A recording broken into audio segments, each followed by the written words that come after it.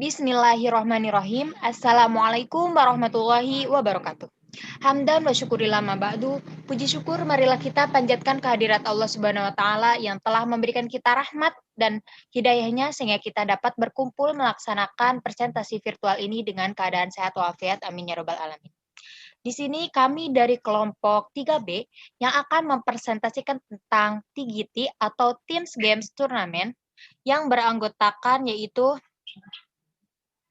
Next. Desi Rahmawati, Ine Rizky Hoyrunisa, Jakia, Lala Tamala Sutisna, Melania Nurhasana, Nining Muzayana Rahmah, Rami Dwi Ramdiani, Risma Lestari, Siti Hindi Aulia, Siti Maryam, Ula Adrik Nirrohmati, Tasya Ramadhani, dan Yasmin Aulia Irfani. Untuk yang pertama, yaitu akan menjelaskan tentang definisi TGT, yang akan disampaikan oleh Saudari Yasmin dan Melania. Kepadanya dipersilahkan. Ya, baik. Terima kasih moderator. Di sini saya akan menjelaskan mengenai definisi TGT. Teams Games Tournament atau bisa kita singkat juga dengan TGT, yaitu salah satu tipe pembelajaran kooperatif yang menempatkan siswa dalam kelompok belajar yang beranggotakan 5-6 siswa yang memiliki kemampuan, jenis kelamin, dan suku, kata, atau ras yang berbeda.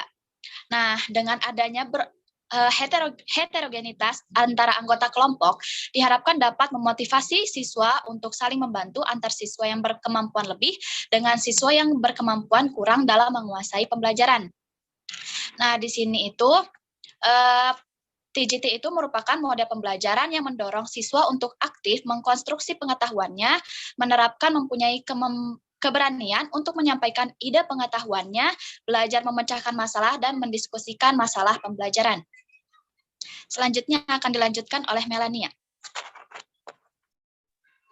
Baik, di sini saya akan melanjutkan dari Saudari Yasmin. Nah, betul gitu ya apa yang telah disampaikan oleh Yasmin gitu ya, bahwa TGT ini gitu salah satu model pembelajaran kooperatif yang mudah untuk diterapkan. Kenapa gitu ya? Karena melibatkan seluruh siswa tanpa harus ada perbedaan.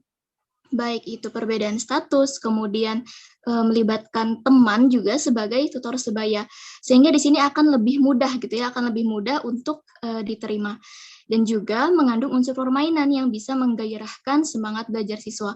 Nah, dari sini siswa itu bisa tertarik gitu ya dengan pembelajaran karena yang digunakan ini mengandung unsur permainan.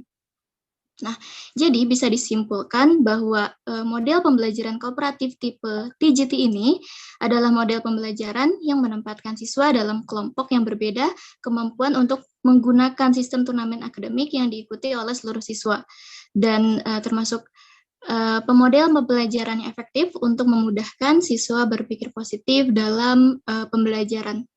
Baik, selanjutnya saya serahkan kepada moderator. Oke, terima kasih kepada Saudari Melania dan Yasmin yang telah memberikan penjelasannya tentang definisi TGT. Yang selanjutnya yaitu akan dijelaskan oleh Saudari Risma, Maryam, dan Desi. Kepadanya dipersilahkan.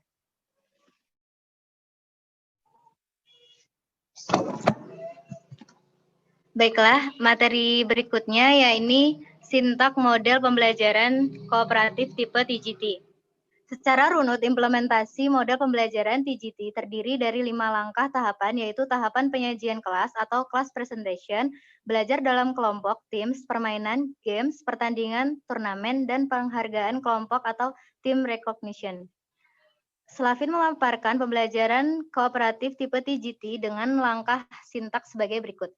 Yang pertama adalah tahap penyajian kelas atau class presentation. Pada awal pembelajaran, guru menyampaikan materi dalam penyajian kelas, biasanya dilakukan dengan pengajaran langsung atau dengan ceramah. Pada saat penyajian kelas, siswa harus benar-benar memperhatikan dan memahami materi yang disampaikan guru karena akan membantu siswa belajar lebih baik pada saat kerja kelompok dan game karena skor game akan menentukan skor kelompok. Berikutnya akan disampaikan oleh Saudari Maryam.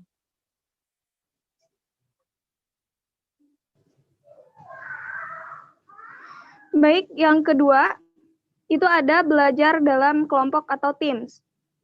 Biasanya terdiri dari 4 sampai 5 orang siswa yang anggotanya heterogen.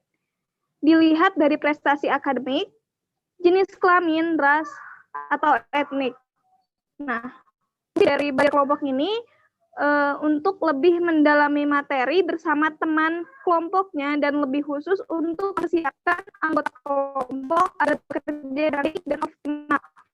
Yang ketiga ada diagram dari pertanyaan yang dirancang. Nah, ini dirancang untuk pengetahuan yang didapat siswa dari penyajian kelas yang dapat di kelas dan belajar. Kebanyakan game ini terdiri dari pertanyaan-pertanyaan sederhana bernomor. Dengan cara siswa memilih bernomor dan mencoba menjawab pertanyaan yang sesuai dengan nomor itu.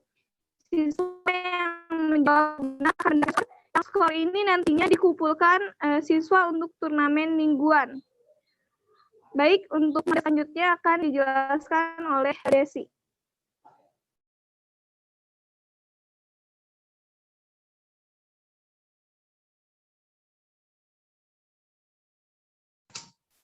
Baik, untuk selanjutnya ada turnamen. Turnamen ini biasanya dilakukan pada akhir minggu atau pada setiap unit setelah guru melakukan presentasi. Dan kelompok sudah mengerjakan lembar kerja. Turnamen pertama, guru membagi siswa ke dalam beberapa meja turnamen. 3 siswa tertinggi prestasinya dikelompokkan pada meja 1. Dan 3 siswa selanjutnya pada meja 2 dan seterusnya. Untuk yang kelima, yaitu penghargaan kelompok. Guru kemudian mengumumkan kelompok yang menang. Masing-masing tim akan mendapatkan sertifikat atau hadiah bila rata-rata skor memenuhi kriteria yang ditentukan. Baik, terima kasih. Dikembalikan kepada moderator. Terima kasih kepada Saudara Desi, Mariam, dan Risma yang telah menyampaikan materinya tentang sintak model pembelajaran kooperatif tipe TGT. Yang untuk selanjutnya yaitu akan disampaikan oleh Saudari Lala, Tasya, dan Jakia. Kepadanya dipersilakan. Ya, untuk selanjutnya ada kelebihan model pembelajaran kooperatif Teams Games Turnamen atau TGT. Nah, untuk yang pertama, ada siswa tidak terlalu bergantung kepada guru dan akan menambahkan rasa kepercayaan dengan kemampuan diri untuk berpikir mandiri, kemudian menemukan informasi dari beberapa sumber, dan belajar bersama siswa lainnya. Untuk yang kedua, ada mengembangkan kemampuan, mengungkapkan ide atau gagasan secara verbal, dan membandingkan dengan ide-ide orang lain, dengan menyadari keterbatasan dan bersedia menerima segala perbedaan.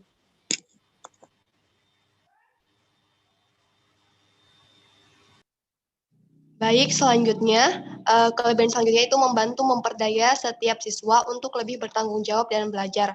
Nah, dalam arti ini, dalam TGT itu ada telah dijelaskan tadi bahwa melibatkan unsur bermain. Maka dalam unsur bermain tersebut, motivasi siswa itu akan lebih tumbuh untuk belajar. Maka motivasi tersebut membantu siswa untuk lebih bertanggung jawab dalam belajar. Nah, poin selanjutnya mengenai meningkatkan prestasi akademik dan kemampuan sosial, termaksud mengembangkan rasa harga diri, hubungan interpersonal, keterampilan mengolah waktu, dan sikap positif terhadap siswa. Nah, hal tersebut didasari bahwa pembelajaran kooperatif tim game turnamen ini memberikan memberikan turnamen gitu yang tidak pandang bulu seperti yang harus heterogen dan tidak membedakan siswa yang satu dan siswa yang lainnya, maka menumbuhkan sikap kemampuan sosial siswa yang lebih baik dan memberikan stimulasi kepada siswa melalui turnamen dan games tersebut. Maka materi-materi yang didapatkan siswa itu terekam lebih baik di memori siswa dibandingkan metode penghafalan. Baik, selanjutnya. Slide selanjutnya. Yang kelima itu adalah mengembangkan kemampuan untuk menguji ide dan pemahaman siswa, serta menerima umpan balik. Nah, hal tersebut itu dapat meningkatkan motivasi dan memberi rangsangan kepada siswa untuk berpikir sehingga bermanfaat bagi proses pendidikan jangka panjang.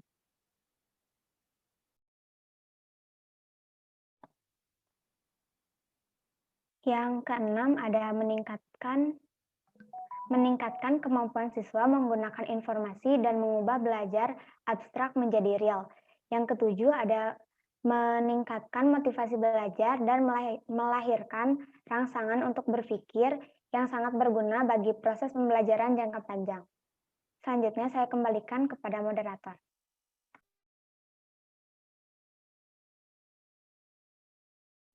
Oke, baik. Terima kasih kepada Saudari Ine, Lala, Jakiah, dan Tasya yang telah memberikan penjelasannya tentang kelebihan metode TGT.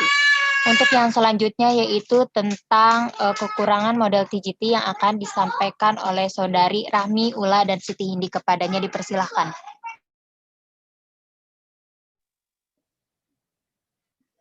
Baik, selanjutnya yaitu kekurangan dari metode ini, yaitu yang pertama menurut Isjoni 2011, guru harus mempersiapkan pembelajaran secara matang. Di samping itu memerlukan lebih banyak tenaga, pemikiran dan waktu agar proses pembelajaran berjalan dengan lancar. Maka dibutuhkan dukungan fasilitas, alat, dan biaya yang cukup memadai.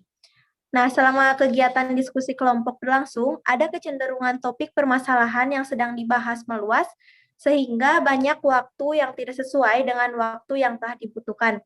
Saat diskusi kelas, terkadang didominasi seseorang, hal ini mengakibatkan siswa yang lain menjadi pasif. Selanjutnya akan dilanjutkan oleh Ula.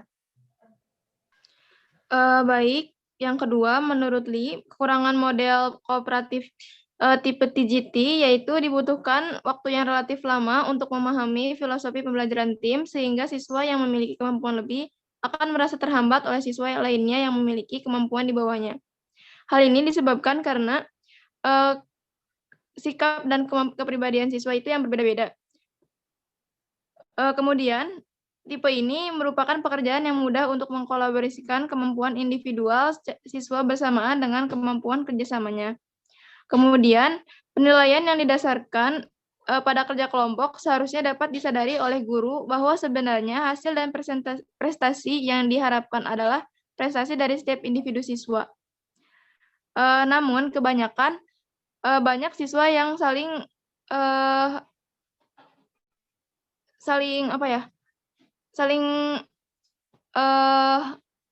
menunjuk gitu. Atau ada juga siswa yang bekerja sendiri, tidak secara berkelompok. Padahal tugas itu dilakukan secara berkelompok. Kemudian dengan diciptanya kondisi saling membelajarkan antara siswa bisa jadi dapat menimbulkan pemahaman yang tidak seharusnya atau tidak sesuai dengan harapan. Selanjutnya akan dilanjutkan oleh Siti Hindi. Baik, untuk selanjutnya yaitu kekurangan model pembelajaran TGT menurut Slavin 2008 antara lain. Nah, untuk bagi guru kesulitannya yaitu yang pertama sulitnya mengkelompokkan siswa yang mempunyai kemampuan heterogen dari segi akademis. Kemudian yang kedua karena waktu yang dibutuhkan untuk berdiskusi itu sangat cukup banyak, maka dapat melewati waktu yang sudah ditetapkan. Kemudian yang ketiga, guru harus mempersiapkan pembelajaran secara matang. Nah, di samping itu, karena memerlukan lebih banyak tenaga, pemikiran, dan waktu. Kemudian kekurangan bagi siswa, nah, masih adanya siswa berkemampuan tinggi yang kurang terbiasa dan sulit memberikan penjelasan kepada siswa lainnya. Seperti itu. Mungkin cukup materi yang dapat disampaikan. Saya kembalikan kepada moderator. Terima kasih kepada Saudari Rahmi, Ula, dan Siti Hindi yang telah memberikan pemaparannya untuk kekurangan pembelajaran TGT ini. Nah, dari pemaparan yang telah dipresentasikan oleh teman-teman, bisa diambil kesimpulan bahwa TGT merupakan model pembelajaran dengan memainkan permainan dengan anggota-anggota tim lain untuk memperoleh skor bagi tim mereka masing-masing. Setiap kelompok terdiri dari 5-6 orang peserta didik yang memiliki kemampuan, jenis kelamin, dan suku kata atau ras yang berbeda. Guru menyajikan materi dan peserta didik bekerja dalam kelompok mereka masing-masing. Model pembelajaran TGT terdiri dari 5 langkah tahapan, yaitu tahapan penyajian kelas atau class presentation, belajar dan kelompok atau teams, permainan atau games, pertandingan dan turnamen atau turnamen, dan penghargaan kelompok atau team recognition. Nah, dalam pelaksanaan model pembelajaran TGT ini berjalan dengan baik dan memberikan hasil yang positif terhadap hasil pembelajaran. Model pembelajaran TGT memiliki kelebihan dan kekurangan. Kelebihannya antara lain dapat menumbuhkan kerjasama antara anggota kelompok, lebih semangat dan senang mengikuti pembelajaran. Sedangkan kekurangannya antara lain membutuhkan waktu yang lama dan guru dituntut memilih materi yang cocok. Mungkin cukup sekian penjelasan dari pemodelan pembelajaran TGT dari kelompok kami, yaitu dari kelompok 3B. Mohon maaf apabila banyak salah dan kekurangannya. Wabillahi taufiq wa hidayah. Wassalamualaikum warahmatullahi wabarakatuh.